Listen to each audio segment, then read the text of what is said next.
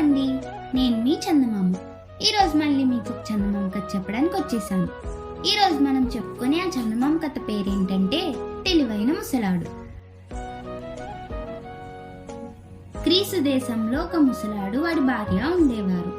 ఒకనాడు ముసలాడు తన భార్యతో, ఏమే, డబ్బు అవసరంగా కావాలి, నువ్వు సంతకు పోయి మన ఆవును అమ్మిరా, నేనే పోదును గాని నా కాలు బెనికింది అన్నాడు. ముసలది ఆవును తీసుకుని సంతకు బయలుదేరింది. ఆమె కొంత దూరం వెళ్లేసరికి ముగ్గురు దొంగలు దూరం నుంచి ముసలది ఆవును అమ్మబోతుందని గ్రహించి దాన్ని చౌకగా కొనియడానికి ఒక ఉపాయం ఆలోచించారు. ఒక దొంగ ముసలిదాన్ని కలుసుకొని, మేకను అమ్మటానికి తీసుకుపోతున్నావా, ఎంత కమ్ముతావేమిటి అని అడిగాడు. నీకు కళ్ళు లేవట్రా, ఆవు కనిపిస్తుంటే మేక అంటావేం అన్నది ముసలి వాడిని కోప్పడుతూ. దొంగవాడు విచారంగా తలాడించి, బామ్మ, నువ్వేమన్నా కలగంటున్నావా ఏం, అది మేక, 30 మాడాలకు ఆ మేకను నాకు అమ్మే అన్నాడు. ముసలది వాని తన చేతికర్రతో ఒక పోటు పొడిచి ముందుకు వెళ్ళిపోయింది. ఆమె కొంత దూరం వెళ్లేసరికి రెండో దొంగ తారాసపడి, అమ్మమ్మ, ఎక్కడి దాకా ప్రయాణం అన్నాడు. సంతకు నాయనా, దీన్ని అమ్మమ్మని ముసలాయన అన్నాడు అన్నది ముసల్ది. 25 మాడాలకు నేను కొంటాను, నాకు అమ్మే అన్నాడు వాడు. నీకు మతిపోయిందట్రా, నిక్షేపమంటి ఆవును మేక ఖరీదుకు అమ్మమంటావా అన్నది ముసల్ది. రెండో దొంగవాడు ఆశ్చర్యం నటిస్తూ, పెద్దదాని అయ్యావు, చత్వారం వచ్చేసింది, అందుకే మేకను చూసి ఆవు అనుకుంటున్నావు అన్నాడు. అయితే అయ్యిందిలే అంటూ ముసలిది ముందుకు సాగింది.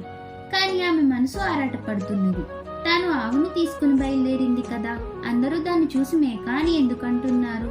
ఇలా ఆలోచిస్తూ ఆమె మరికొంత దూరం వెళ్లేసరికి మూడో దొంగవాడు ఎదురుపడి, అత్త, మేకను అమ్మబోతున్నావా ఏం, 20 మాడాలకు నేనే కొంటాను అన్నాడు. అయితే ఇది మేకేనన్నమాట, ఇదేదో గారడీలాగుంది, నేను బయలుదేరింది ఆవును తీసుకుని అన్నది ముసల్ది. అత్త, నీకు పైత్య వికారం లాగుంది, 20 మాడాలకు నాకు దీన్ని అమ్మి ఇంటికి పోయి నడుం వాల్చు అన్నాడు మూడో దొంగవాడు జాలిగా. ఒకడు 30 మాడాలు ఇస్తానంటే ఇంకొకడు 25 అన్నాడు. ఇద్దరికి కాదని నీకు 20కి ఇయ్యమంటావురా, 30 ఇచ్చి తీసుకో అన్నది ముసల్ది. న్యాయంగా ఈ మేక 30 మాడాలు చేయదత్తా, పోనీ పెద్దదానివి, శ్రమ పడిపోతున్నావు, 30 తీసుకో అన్నాడు మూడో దొంగవాడు. ముసలిది తన ఆవును మేక ఖరీదుకు అమ్మి ఇంటికి తిరిగి వచ్చి జరిగిందంతా తన మొగుడుకు చెప్పింది.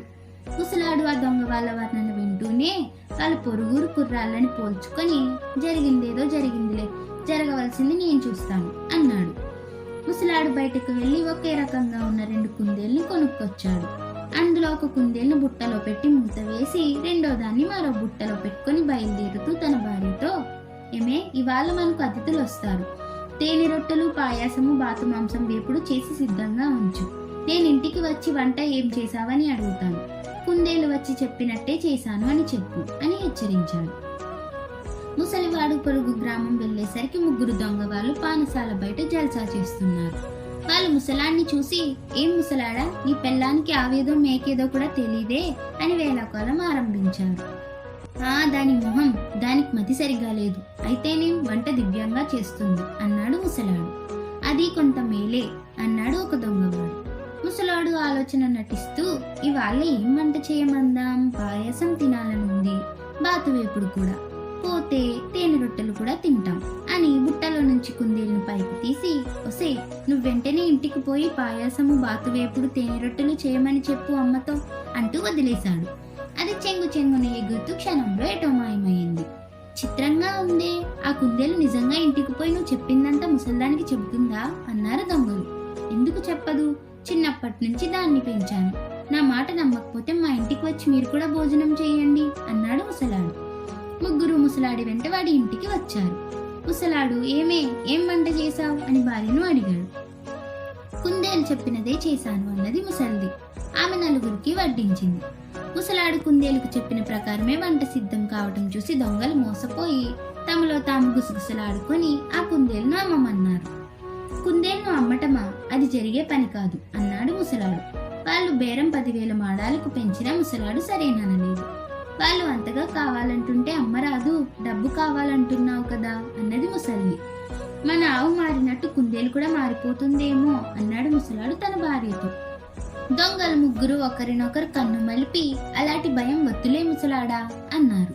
ముసలాడు 10,000 మాడాలు పుచ్చుకొని బుట్టతో పాటు తన 2 కుందేలను వాళ్ళకు అమ్మేశాడు. వాళ్ళు తన గ్రామానికి తిరిగి వెళ్తూ దీన్ని మన ఇళ్లకు ముందుగా పంపి మనకేం వంటలు కావాలో మన పిల్లలకు తెలియచేద్దాం అనుకుని ఒక్కొక్కడు కుందేలుకు విడివిడిగా తమ అవసరాలు తెలిపి కుందేలును వదిలేశారు.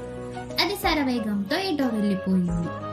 తరువాత ముగ్గురు తమ తమ ఇళ్లకు వెళ్లి కుందేలు రాలేదని, ముసలాడు తమను మోసం చేశాడని తెలుసుకున్నారు. వాళ్ళ ముగ్గురు కలిసి ముసలాడి ఇంటికి వచ్చి వాడిని తిట్టనారంభించాడు. ముసలాడు ఓర్పుగా వాళ్ళ తిట్లన్నీ విని కుందేలును పంపే ముందు దాన్ని వాళ్ళంతా నిమిరారా అని అడిగాడు. లేదని వాళ్ళు ఒప్పుకున్నారు. ఇంకేం, అది పిడికెడు గాలిగా మారి ఉంటుంది అన్నాడు ముసలాడు. కుందేలు గాలిలో కలిసిపోవటం ఏమిటి, పిచ్చిగా మాట్లాడకు అన్నారు దొంగలు ముగ్గురు. ఇంత పెద్ద ఆవు చిన్న మేకగా మారలేంది కుందేలు గాలిలో కలవడం విడ్డూరమా అని ముసలాడు అడిగాడు. ముసలాడు తమ మీద పగ తీర్చుకున్నాడని గ్రహించి దొంగలు అక్కడి నుంచి వెళ్ళిపోయారు. అలా కథ కంచికి మనం ఇంటికి.